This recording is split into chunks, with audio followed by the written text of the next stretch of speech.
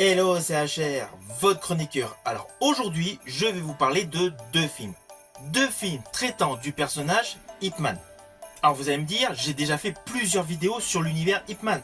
Mais la particularité de ces deux films, c'est qu'ils mettent en évidence la vie du personnage Ip Man lorsqu'il était jeune. De ce fait, je vais vous parler du film Ip Man, l'éveil du maître, et Ip Man, la naissance d'un combattant. Mais avant d'aller plus loin dans le détail, n'oublie pas, si tu n'es pas abonné, pense à le faire et surtout pense à la petite cloche pour les notifs. Let's go!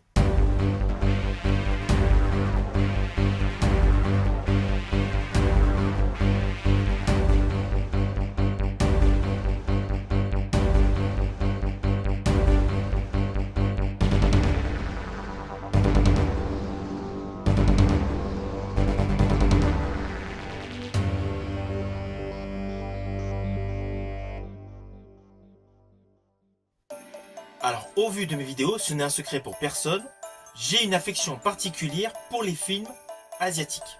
Et principalement, tout le cinéma qui comporte le karaté, le kung-fu.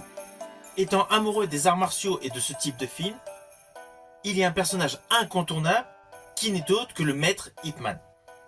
Alors, ce personnage emblématique a été porté sur grand écran de manière magistrale par Donnie Yen au cœur d'une très belle saga. 咏春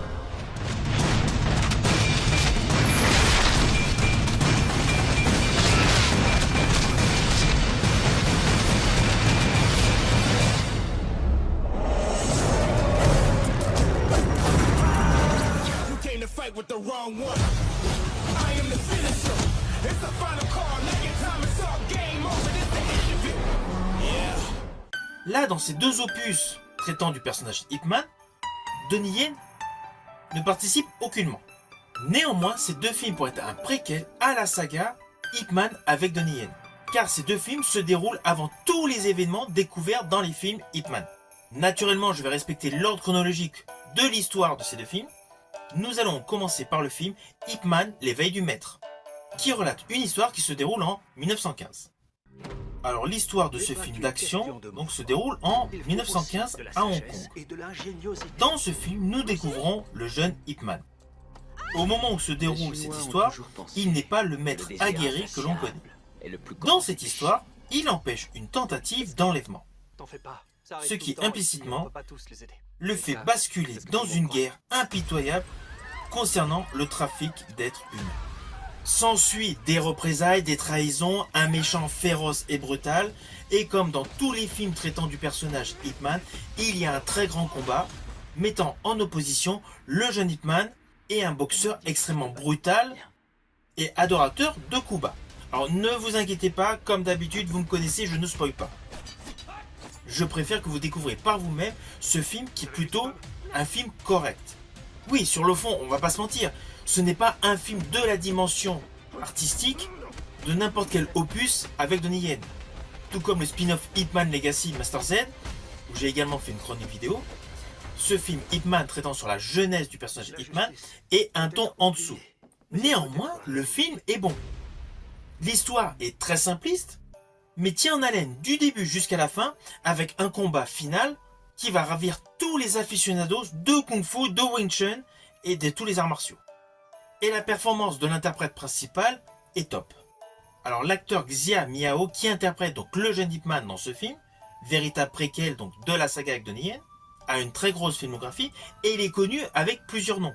Car suivant le film dans lequel il a joué, son nom d'acteur a été quelque peu modifié. Vous avez pu le découvrir dans des films avec le nom Miu Tse ou Mo Tse. C'est un acteur d'art martial chinois qui est extrêmement souple, extrêmement dynamique, extrêmement fluide dans ses chorégraphies de combat, mais suivant le pays dans lequel est exporté le film dans lequel il joue, voilà, il y a une petite modification sur la traduction de son nom. Mais là, dans ce film Ip Man, l'éveil du maître, vous allez découvrir avec tout simplement le nom Xi Miao. Alors dans ce film, où il représente la jeunesse d'Ip Man, naturellement il est jeune. Mais sachez que cet acteur a commencé sa carrière d'acteur en étant enfant. Il a débuté en 1993. Immédiatement, il a démontré un réel talent d'acteur et un réel talent sportif. C'est ce qui lui a permis de jouer dans beaucoup de productions made in Hong Kong. Toujours en étant enfant, il a eu un rôle un peu prépondérant en 1994 dans le film The New Legend of Shaolin. Dans ce film, il jouait aux côtés de Jet Li, ce qui permettait d'avoir un duo père-fils.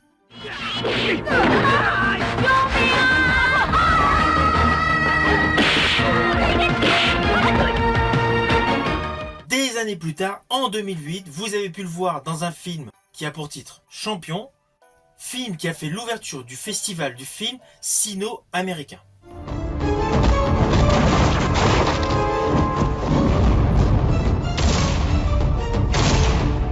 Alors son interprétation d'Ip Man colle parfaitement, et en plus il prend des mimiques, des postures que Donnie Yen a dans la saga Les Ip Man.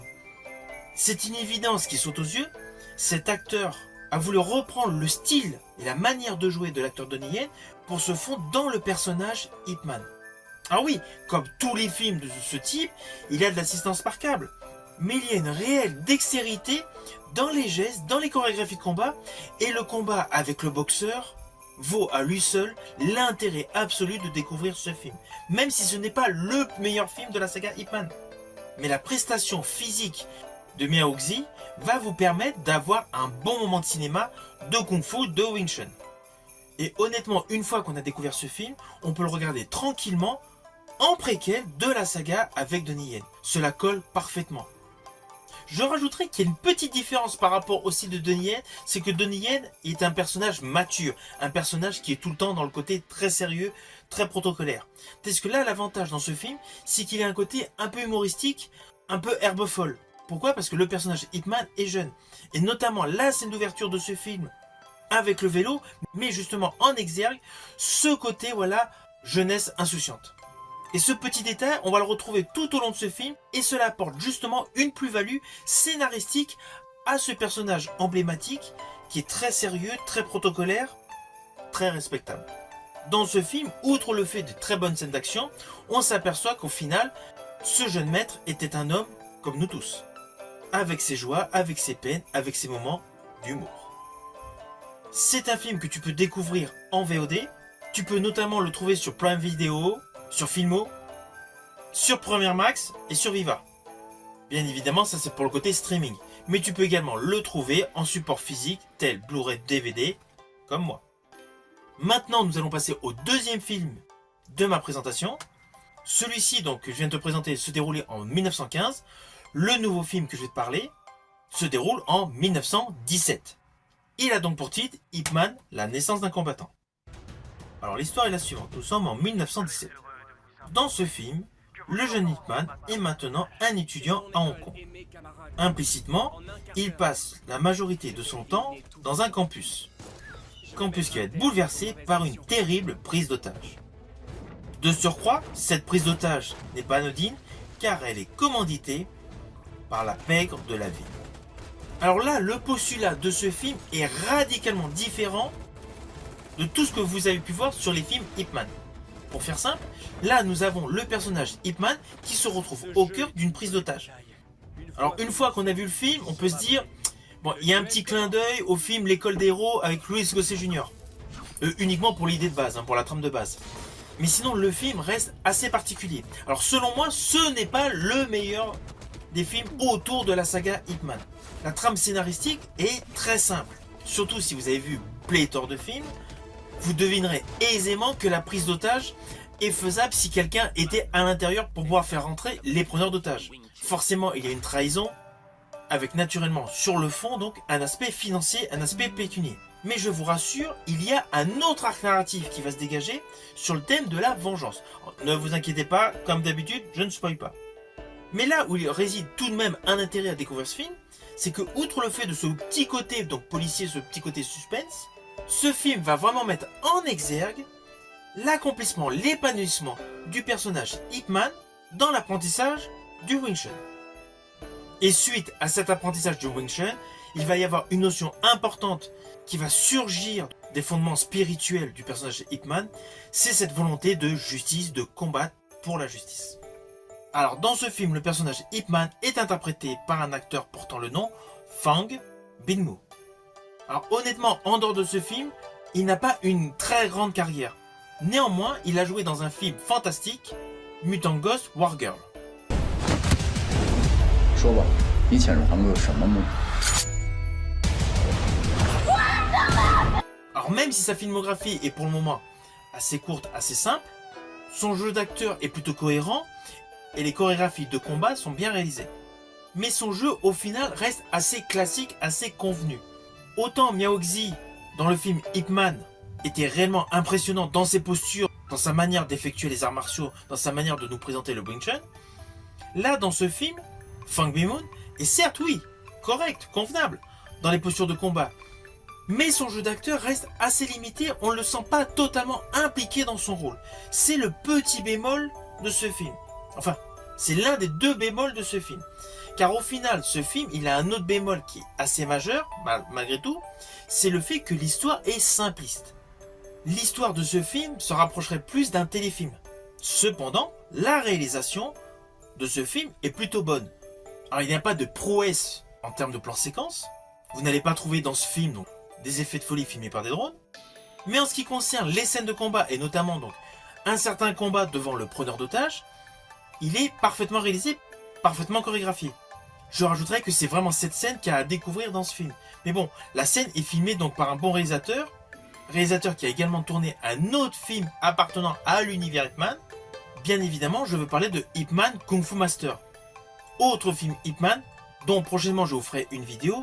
Et honnêtement, j'ai bien apprécié ce film. Mais bon, c'est une autre histoire. Pour l'instant, revenons donc à ce film, Ip Man, la naissance d'un combattant. Ce film a certes de beaux moments de chorégraphie, de beaux moments de combat, mais il y a des petites incohérences visuelles.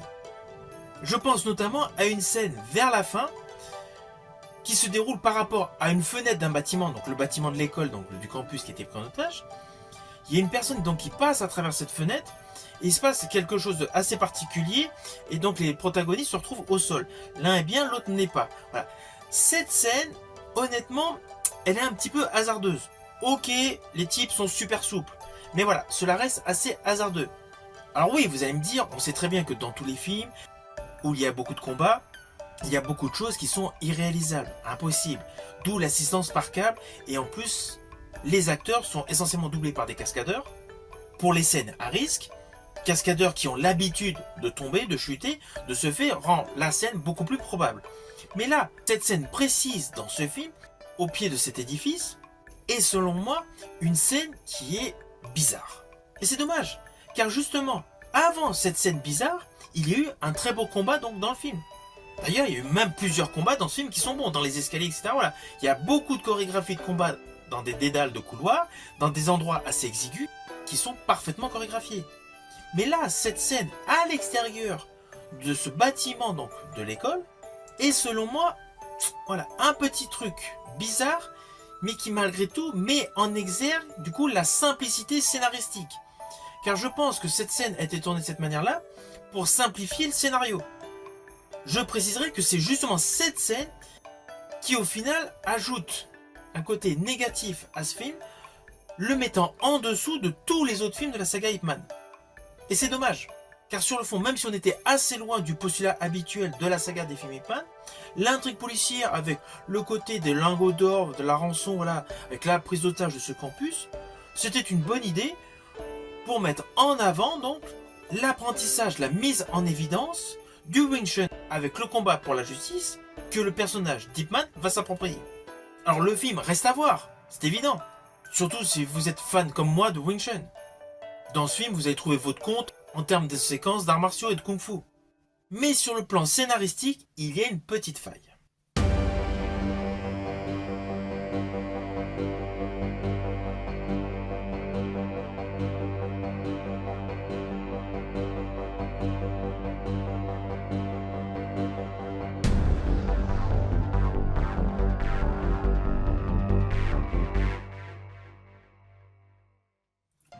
Alors au final, naturellement, je vous invite à découvrir ces deux films. Ces deux films assurent de réels préquels à la saga avec comme acteur principal Donnie Yen. Celui-ci se déroule en 1915, celui-ci se déroule en 1917. Ce qui rend l'aspect chronologique totalement cohérent. Néanmoins, on va pas se mentir, sur ces deux opus, mon préféré est celui-ci. Ip Man, l'éveil du maître. Ce film est davantage dans le style des films qu'on peut aimer avec Donnie Yen. Il est également dans le style du spin-off Ip Man Legacy Master Z avec Max Zhang. Vous pouvez donc découvrir ces deux films par le biais de supports physiques, DVD, Blu-ray, ou tout simplement par le biais de plateformes de streaming, Prime Video, MyCanal, ou tout simplement YouTube. Si vous avez aimé ma vidéo, n'oubliez pas, petit pouce vers le haut, pensez au partage. Quant à moi, je vous dis à bientôt pour une prochaine vidéo.